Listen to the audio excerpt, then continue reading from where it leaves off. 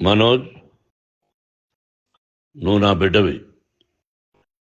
లక్ష్మీ ప్రసన్న, విష్ణువర్ధన్ బాబు, మనోజ్ కుమార్. నిన్ను ఎలా పెంచానురా నేను? అందరికంటే నిన్నే గారాభంగా పెంచానురా. నీకే ఎక్కువ ఖర్చు పెట్టి చదివించాలని ప్రయత్నం చేశానురా. నువ్వు ఏది అడిగినా నేను నీకు ఇచ్చానురా. కానీ ఈ రోజున నువ్వు చేస్తున్న పని బిడ్డల గుండెల మీద తంతారంటారే, అలా తన్నేవరా. మనసు ఆవేదనతో కింగిపోతుందిరా. నేను మీ అమ్మ ఏడ్చుకుంటున్నావురా. జర్నలిజం ఉన్నది లేనిది, లేనిది ఉన్నట్టు రాస్తున్నారా. నువ్వు నన్ను కొట్టడం ఏంట్రా? నా బిడ్డ నన్ను తాకలా. ఇద్దరం ఘర్షణ పడ్డాం కొన్ని కారణాల వల్ల. ప్రతి ఫ్యామిలీలోనూ ఉంటాయిరా ఇవి. లేనివాడు ఎవరైనా ఉంటే ప్రపంచంలో ఒకరున్నారేమో, 1% ఉంటుందేమో. అటువంటి వాళ్ళ ఇంటికి వెళ్ళి కాళ్ళు గడిగి నిద్ర పూసుకోవచ్చు. భారత భాగవత రామాయణాలు చూశావు కదరా. ఏమిటిది? మీ అమ్మ ఎంత కుమిలిపోతుంది ఈ రోజున హాస్పిటల్ చేరింది. నీ వల్ల హాస్పిటల్ చేరుతాను.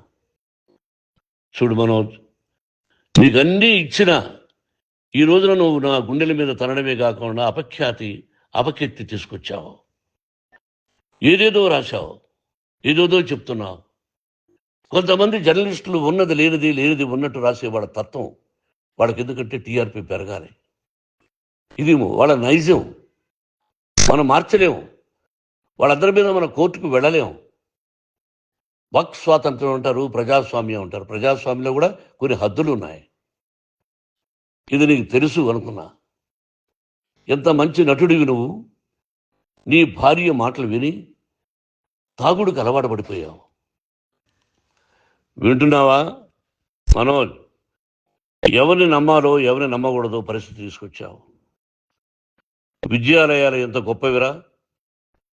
మనం 25% కులమతాలకు అతీతంగా ఫ్రీ ఎడ్యుకేషన్ ఇస్తున్నాంరా. క్యాస్ట్ అనేది తీసేసానురా 92లో ప్రాస్పెక్ట్స్లో. నువ్వు చదువుకున్నావురా. అక్కడ చదువుకున్న బిడ్డలు IAS, IPS అయ్యారా. ఎంతోమంది గొప్పవాళ్ళు అయ్యారా. నువ్వు నటుడుగా ఎంతో గొప్పవాడివి. తాగుడికి అలవాడబడి నువ్వు నీ భార్య ఇంట్లో బిహేవ్ చేస్తున్న విధానం ఆ భగవంతుడు సర్వేశ్వరుడు తెలుసు. భగవంతుడు చూస్తున్నాడు రా. నేను తప్పు చేసినా, నువ్వు తప్పు చేసినా, ఎవరు తప్పు చేసినా. ఎంత అవకాశం ఇచ్చావు మాట్లాడుకునే దానికి అందరికీ. ఇన్ని సంవత్సరాల్లో మన